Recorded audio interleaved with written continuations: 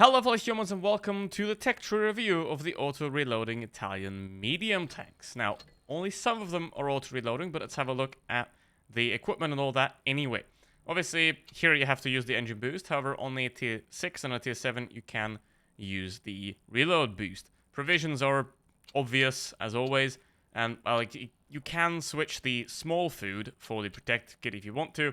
However, the fuel and the cheese head are always necessary, because you need a cheese head.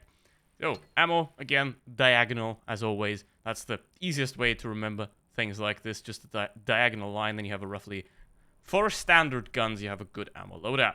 Then, for the equipment, obviously, calibrated shells is what you should take on the auto-reloaders. On the regular ones, you can get the gunner rammer. Then, enhanced gun length drive, vertical stabilizer, toolbox, consumable delivery system, engine accelerator, improved optics, and the improved assembly are a lock-in. There's no discussion about that. However, then with the modules and defense system, it really depends.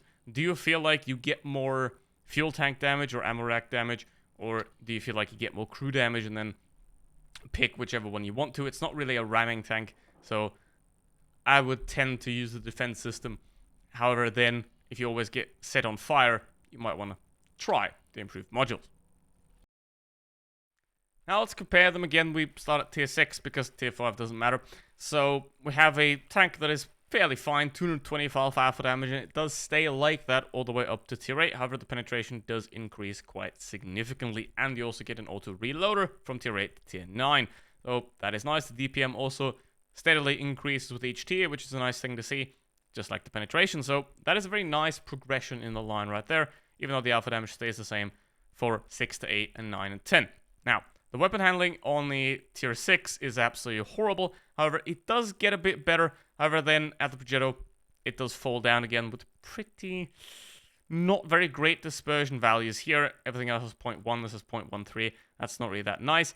And then in terms of the gun depression, you get 7 degrees. On the Pantera, you get 8. And then you get 10 on the standard B. However, that decreases again to 9 on the T10 tank. So the tier 10 might have the better aim time, but it has the worst dispersion values than a tier 9 and tier 8. Then, the mobility, it's a bit weird here because the tier 6 is the slowest, and then you go up, the tier 7 is a bit more mobile, and then you stay roughly the same with 22 and 23 for tier 8 to tier 10, so the mobility will be within error pretty much, and the traverse speed, however, will drastically increase from tier 8 to tier 9. That is a very nice thing to have there. Then, in terms of, the hit points will always go up, and so does the credit coefficient for tier 8, and which is why I always recommend playing tier 8 premium tanks, because that's where you get the best credit coefficient for standard tanks and for premium tanks. At tier 10, you get screwed. And in terms of armor, they don't really have any, but let's have a look at them nonetheless. Now we look at the tier 10, and it does have a bit of front plate armor, which means if you do shoot at it from the bottom, you can get some bounces. Using the 9 degrees of gun depression, you can get some bounces off this, but it's still 300 millimeters, which means premium ammo is going to go straight through this. Lower plate is a weak spot, as always, and the turret is 160 millimeters effective here, so you're not going to have much protection. You do have these plates here that can result in some auto ricochets, but it's just an extra ear. That isn't going to do much. However, the gun mantlet is very strong, which means don't shoot at this tank's gun mantlet. Then the sides are very well sloped, which means, again, if you shoot at it from the bottom, you can get some auto bounces at one point. However, I wouldn't just depend on the armor on this vehicle at all, because as you can see, it is very thin, and you can get pinned very easily. Now, one thing you have to note is this thing is very high off the ground, which means don't shoot too low. Always try to shoot into the middle of the vehicle, or ideally at the upper plate here. So that is something to keep in mind, because obviously if you shoot here, you only hit tracks, you don't hit the tank, which is very annoying, but it happens quite a bit. So that is the introduction. Don't forget to like and subscribe as always, and special thank you to my channel members that keep this thing going. And now, let's play them. Let's see how they do. And we go right into it with the tier 7, because the tier 6 plays the exact same, so everything I say about the tier 7 also counts for tier 6, so don't have to say everything twice. Now, you have decent enough gun depression, so try and use that. Turret's not the smallest, however, it's small enough that if you're in a position like this, you peek quickly, you can take advantage of that. And obviously, with a vehicle like this, thing that goes for pretty much every super unicum.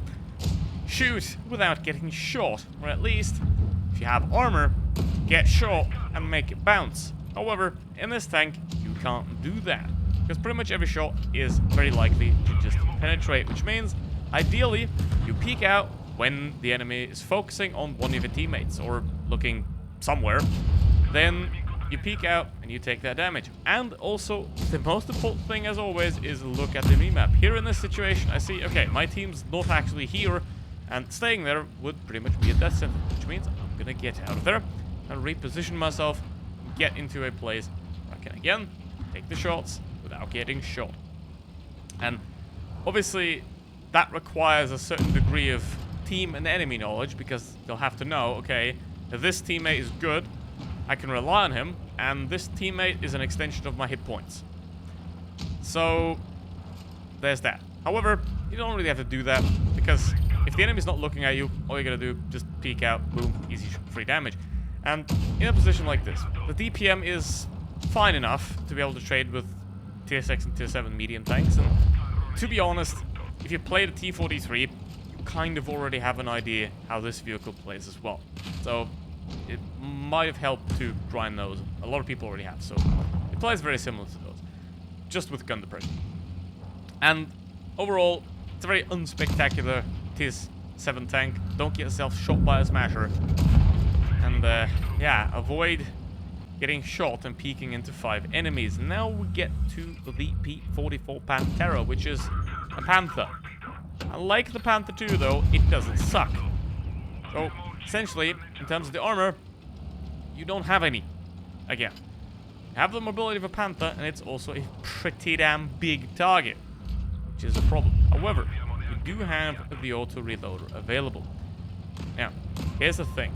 Why do I never feature stock tanks in the texture review? So that might be interesting to know as well. Now, here's the thing. If you have free XP, always use your free XP on modules. Never ever use your free XP on tanks. If you have free XP and you don't just buy copious amounts of free XP, always use your free XP for upgrading modules and never on tanks. Because here's the thing, if you play at tier 7 and then you spend 80,000 free XP to upgrade to the Pantera, congratulations, you're now playing a stock Pantera that performs like a tier 7, but in tier 8. So, if you use your free XP wisely, if you're free to play especially, to always upgrade modules, especially guns and turrets. The gun, primarily. The turret, if you have to research the gun. Tracks in the engine, you can do that with the tank itself. I would recommend. However, always use your free XP wisely. And the Pantera, well, it's an auto reloader. And what you also have to do with this vehicle is use your shells wisely. Because you have 3-second interclip reload, 3-second on the first shell, which means 6 seconds reload on your first shot. And it gets worse for the next one. So ideally, you always want to be using the first shell, right? And I don't know what happened to these replays, but so I had a high ping. They're a bit bugged, and they will be continuously getting worse and worse in terms of being bugged. You'll see what I mean in the Progetto one. But as you can see right here, 2.4k damage already. And I'm gonna wait for the shell here, because if you fire an auto reloader prematurely, you lose the reload on your shell, and that's really bad. So always make sure that all your shells are reloaded and then fire. Now, that can sometimes be a problem. Sometimes you just have to take that shot. But ideally, always make sure to have that shot reloaded and then take the next one, because you absolutely ruin your DPM if you keep firing shots when the next one isn't quite reloaded. If I'd fire right now, I'd lose 2 shells, not 1. So that is a really bad idea. Now the standard B, it's like the Leopard PTA with an auto reloader and gun depression, which means you still have no armor, which means again you have to be very careful with it. And you can again use that 10 degrees of gun depression. So it's got a very small turret, which means can't really go hold down with it, because I mean you have no turret armor. However, you can peek quickly back and forth, and again you can make use of the enemy looking away or the enemy being otherwise occupied, like that Moiskin, for example, with arriving somewhere, so to take your shots. And unlike on the Italian tank strategy, the third shell is actually usable, which is lovely. And as you can see right there, I didn't fire. because I wanted to keep that shell. And you actually have 3 shells, like the Italian tank destroyers, where you have 2, and the third one that makes the tank worse. Now what I'm going to do here is I have 2 shells. I'm going to absolutely send it around this 57 heavy, because now he has to decide, who do I focus on? There's 3 heavies in front of him. He can't focus on them all. So heavies take the damage. I go around the back, and I take the 3 shells. Now, what I'm going to do here is I know the 57 heavy is right there. However, I know he's being attacked by 3 people, which means I'm going to wait for my shells to reload. Again, wait for the shell to reload, and then fire. And here, again, you can use the 3rd shell. You don't really want to, unless you want the extra damage. So, always try to keep at least 1 shell loaded, and only use the 3rd one if you can really use it to get some extra damage. Now, here in this case, again, if I would have 1 more shell, I could just simply peek him, he'd be dead. However, I'm going to have to pull back and be a bit more careful. But obviously, I have 3, don't have to worry about it again. He has 7 seconds reload for 460 alpha damage, and it doesn't matter though, because it's set on fire and now he's dead. And that's how the standard B works. So, again, it's very much always a bit of the same playstyle. It just changes in the way that it's applied. You can't take a lot of damage because you have no armor. However, with the autoloader, you can do a lot of damage at once, or the auto reload. So, let's go into the Progetto with the same map, but a very broken replay. I had about like 4% packet loss. I have no idea what happened here, but anyway, it's yeah, someone's gonna start streaming cheats, huh? Nope, this is just wargaming. Now with the Progetto, same thing again. You have no armor, gotta play careful. However, you have the 3 shells, 350 alpha damage, which means you can do 1,000 damage, almost, in that clip. And if I'm in a situation like this, for example, all I get to do is just take the shells. There's no one threatening me, no one's gonna attack me, which means I can do all 3 shells and now just wait and reload them. Just very simple, and it's really about getting a feel for the auto reloader. Like, when do you use 1 shell, and when do you lose all the shells? And I think it's very simple. You use 1 shell if you can continuously keep firing, right? If you have targets available, try to use the 1st shell. However, if that's the only target you have, and you can't kill it, then use all 3, right? If you have the time to reload multiple shells at a time, then take. However, yeah, you see that? That's just fucked up. And obviously, again, if you can take a kill, you use that extra shell, you reload it.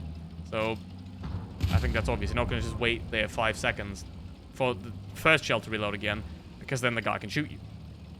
And just kill him. So, again, yeah, I have no idea what's wrong with this replay. It's just completely bugged. But, yeah. It's like playing a Leopard 1, but slower, and with a bit more complex gun. So I definitely don't recommend something like this to a beginner. You're way better off with an E50M with an M40A pattern, because learn how to play a medium tank first. Then you can add the auto reloader to it. It's a pretty bad idea to do both at the same time. Right? If you already know how to play a medium tank, then adding the auto reloader to that is not going to be too much of a problem. Now, in this case, I'm going to wait again. I'm going to wait for the shell. Not going to waste it. I'm going to wait for the shell, and I'm going to go and fire it. So, gotta have a bit of patience. You gotta have the calmness, right? If you're angry, if you're sad, if you're mad, you're going to play badly anyway. Even more so in a vehicle like this. So again, 9 degrees of gun depression. Just the hold down capabilities of this tank. Now, yeah, this is screwed. As you can see, the replay. But again, I waited for the shell. I could have stayed back a bit more, waiting for the reload, but I have no idea how to even hit. But again, gotta have that patience. And now, I shot the 3rd shell. Why? Because they can't attack me. They can't do anything about me reloading. Right? They can't threaten me while I'm reloading. If they can threaten me, then I would just try to use the 1st shell. Because then I always, if the guy decides to push me, okay, I have 2 more shells. Right? So he's going to be punished for it a lot harder. However, if they can't punish me, if they can't come after me, I can unload all my shells. Because they can't do anything about it anyway. Now, what we're going to do is get rid of them. And get rid of this horrible replay. I have no idea what happened here. But anyway. So, Progetto. It's about patience. It's about not getting shot at. It is about already being a decent medium tank player and using the medium tank knowledge that you already have with the knowledge of the auto reloader as well. So with that said, thank you very much for watching, and hope you learned something. And as always, don't forget to like and subscribe. See you in the next one, and goodbye.